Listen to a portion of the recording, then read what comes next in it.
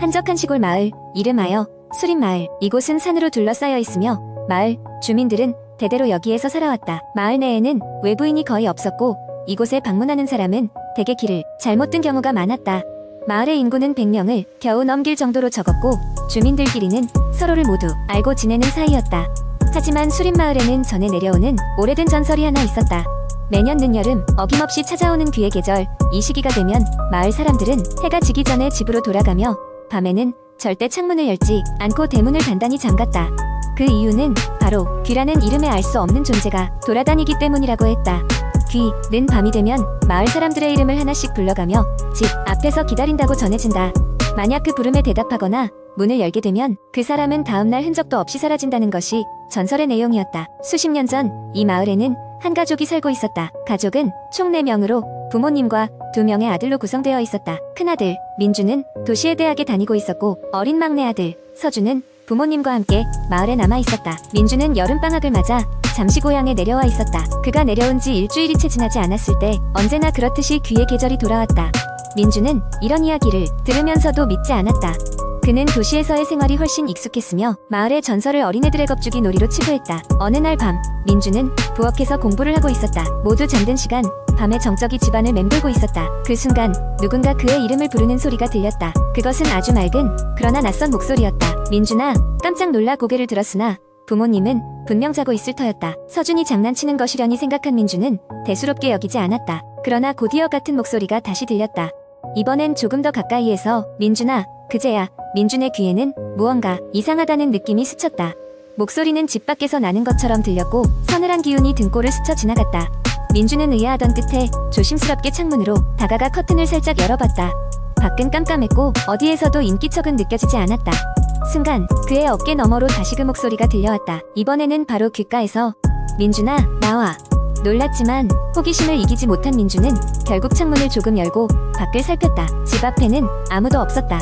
그러나 이때 뭔가 표독한 것이 그의 손목을 덥석 잡아챘다. 민주는 소리를 지를 새도 없이 끌려갔고 의식을 잃었다. 다음날 아침 가족들은 민준이 사라졌다는 것을 깨달았다. 부모님은 아들을 찾기 위한 수소문을 시작했지만 수림마을에서는 어떤 흔적도 발견할 수 없었다. 그날 이후 마을 사람들은 더욱이 밤을 두려워했고 귀의 계절에 철저히 대비하게 되었다.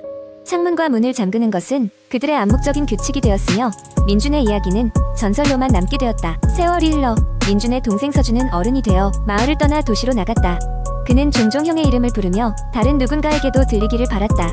하지만 마을에 돌아올 때면 여전히 귀의 계절을 의식하며 집 안에 머물렀다. 서준의 귀에는 마치 메시지를 전하는 듯한 목소리가 들려왔다. 서준아, 내가 들을 차례야. 서준은 이제 자신의 두려움과 마주해야 했다. 마을의 전설이 단순히 이야기가 아닌 그의 가족에게 닥친 현실임을 깨닫는 순간이었다. 이로써 서준은 전설의 공포를 풀기 위해 밤의 목소리의 진실을 찾아 나설 결심을 하게 된다. 그의 여정은 이제 시작될 뿐이었다. 두 번째 이야기, 한여름밤의 더위가 절정에 달했던 어느 날 나는 친구들과 함께 산속에 있는 작은 별장에서 휴가를 보내기로 했다. 우리는 일상에서 벗어나 자연 속에서 며칠간의 여유로운 시간을 보내고 싶었다. 별장은 오래된 목조 건물로 오랜 세월이 느껴지는 곳이었다. 마치 시간이 멈춰버린 것 같은 그 별장은 낮에는 아름다운 자연경관을 선사했지만 밤이 되면 어딘가 모르게 으스스한 분위기를 띠고 있었다. 우리의 첫날 밤 바베큐 파티 후 늦은 시간까지 이야기 꽃을 피우던 우리는 어느새 피곤함에 지쳐 잠자리에 들게 되었다. 방은 2층에 있었고 나는 문 바로 옆 침대에서 자게 되었다.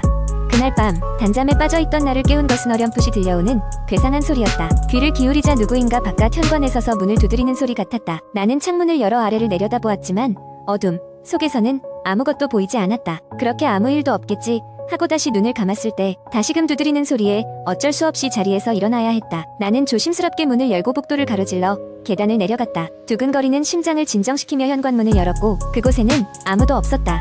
순간 으스스한 기분이 엄습해왔지만 그냥 들린 소리라며 애써 무시하고 다시 방으로 돌아갔다. 다음날 아침 식사 자리에서 나만 이상한 소리를 들은 것이 아니란 걸 알게 되었다. 다른 친구들도 각자 자기들이 묵던 방 근처에서 이상한 소리를 들었다고 말했다. 그러나 우리는 대수롭지 않게 여겨 대수롭지 않은 농담으로 넘겼다. 그렇게 두 번째 밤이 찾아왔다. 이번에는 깊은 밤중에 혼자 깨버렸다. 그리고 내 침대 맞은편에서 낯선 기척이 느껴졌다. 숨을 죽이고 보니 아무것도 없었다.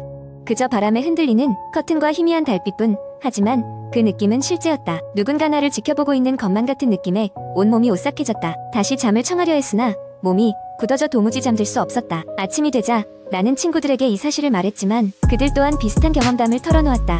우리가 묵는 방마다 밤마다 묘한 소리와 느낌이 있었다는 것이었다. 결국 우리는 오후가 되어서 마을에 내려가 그 지역 주민에게 별장에 대해 물어보았다. 주민들은 그곳이 오랫동안 비어있다가 최근에 새로 개조된 곳이라고 했다. 그들은 조심스럽게 그 별장에 얽힌 낡은 전설을 들려주었다. 한 세기 전 그 별장에는 외딴 산속 기운을 잠재우기 위해 지어진 사당이 있었다고 했다. 그 사당에서는 지역 주민들이 중요한 의식을 치렀는데 어느 순간부터 원인을 알 수 없는 이유로 사람들이 사라지기 시작했다고 한다. 이후 그곳은 폐허가 되었고 새로 지어진 별장은 그 사당의 터 위에 세워졌다. 우리는 그 이야기가 사실인지 확인할 방법은 없었지만 그동안 경험한 일들을 생각하면 단순한 우연으로 치부할 수는 없었다. 그래서 우리는 일정을 하루 앞당겨 별장을 떠나기로 결정했다. 떠나는 날 아침에도 나는 여전히 그 별장 창가에서 누군가 우리의 떠남을 아쉬워하며 지켜보고 있는 듯한 묘한 느낌을 지울 수 없었다. 그 후로 우리는 그 별장에 대해 아무런 소식도 듣지 못했다. 다만 때때로 꿈속에서 그 별장에 낯선 기척이 되살아나 나를 놀래킬 뿐이었다. 그 여름 휴가의 끝에서 우리는 다시는 그 깊은 산속 별장을 찾지 않기로 결심했다. 세 번째 이야기 몇 년 전 나는 서울 외곽의 작은 마을로 이사를 갔다. 대도시의 번잡함에서 벗어나 조용하고 평화로운 생활을 꿈꾸며 회사의 재택근무 정책을 활용해 작은 집을 계약했다. 마을은 작았지만 아름다운 숲과 강이 주변에 있어 자연을 만끽할 수 있었다. 이사한 날부터 마을 사람들은 나에게 조금 이상한 경고를 하곤 했다. 마을 북쪽의 오래된 집에는 가지 마세요 라거나 밤에는 강가에 가지 않는 것이 좋아요. 나는 사람들이 낯선 이방인에게 재미있으라고 하는 말쯤으로만 생각하며 대수롭지 않게 넘겼다. 어느 날 나는 무거운 일상에서 벗어나기 위해 자전거를 타고 마을 주변을 탐험하기로 했다. 지도를 보면서 이리저리 돌아다니다 보니 웅장하면서도 다소 으스스해 보이는 오래된 저택 앞에 서게 되었다. 낮임에도 불구하고 그 집은 어딘가 음산한 기운이 감돌았다. 호기심에 못 이겨 울창한 덤불을 헤치고 더 가까이 다가갔다. 가까이 가서 보니 그 집은 정말 오래된 것 같았다. 창문은 깨져 있었고 벽은 퇴색한 페인트로 덮여 있었으며 마당은 관리하지 않아 잡초가 무성했다. 그런데도 이상하게 내 마음 속에서는 그 저택 안을 들여다보고 싶은 강한 충동이 일었다. 하지만 주민들의 경고가 생각나 발걸음을 돌릴 수밖에 없었다. 그러나 그날 밤 나의 꿈속에서는 그 집이 끝없이 등장했다. 꿈속에서 나는 어두운 복도를 따라 끝없는 방을 지나치며 무언가를 찾고 있었다. 방에는 옛날 가구들이 먼지를 뒤집어 쓴 채 놓여 있었고 벽에는 알 수 없는 글씨가 희미하게 새겨져 있었다. 꿈속에서 나는 이유도 모른 채 두려움에 떨면서도 그 집을 빠져나갈 수 없었다. 깨어났을 때는 식은땀에 젖어 있었다. 다음날 나는 강한 끌림을 느끼며 또다시 그 집에 가기로 결심했다. 이번에는 대낮에도 불구하고 문 앞에 다가가니 섬뜩한 기운이 온몸을 감쌌다. 마치 나를 끌어들이려는 무언가가 있다는 느낌이었다. 그 순간 뒤에서 누군가 손을 얹는 것 같은 서늘한 바람이 스쳤다. 비명이 터질 듯 했지만 속으로는 비명을 삼켰다. 급히 그곳을 벗어났지만 이후 며칠간 나의 삶은 급격히 어지러워졌다. 밤마다 악몽이 이어졌고 매번 그 집의 섬뜩한 복도를 헤매이는 꿈이었다. 아침에 일어날 때면 여전히 피로해서 머리조차 제대로 들 수가 없었다. 마치 그 집에 붙잡힌 듯한 느낌이 들었다. 나는 결국 마을의 한 노인을 찾아가 그 집에 대한 이야기를 들을 수밖에 없었다. 노인의 말에 따르면 오래전 그 집에는 부유한 가족이 살았는데 어느 날 그들 모두 사라졌다고 했다.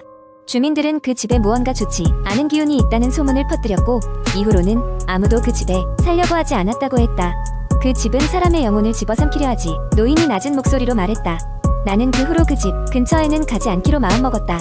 소름 끼치는 경험이었지만 묘하게 나를 끌어당기는 매력이 있는 곳이었다. 그 집은 여전히 그 자리에 있지만 이제는 이전처럼 발견의 충동에 이끌리지 않는다. 대신 그 집은 내가 잊지 못할 기억으로 남아있다. 마치 두 번 다시 풀 수 없는 미스터리처럼 말이다. 그것이 바로 서울 외곽 작은 마을에서 나의 기이하고도 끔찍한 경험이었다. 이 이야기를 들은 사람들은 나에게 그저 꿈에서 깨어나라고 말하곤 하지만 나는 지금도 그 꿈속 복도를 떠올릴 때마다 등골이 오싹해진다. 그리고 그것이 단순한 꿈이 아니었음을 느끼고 있다.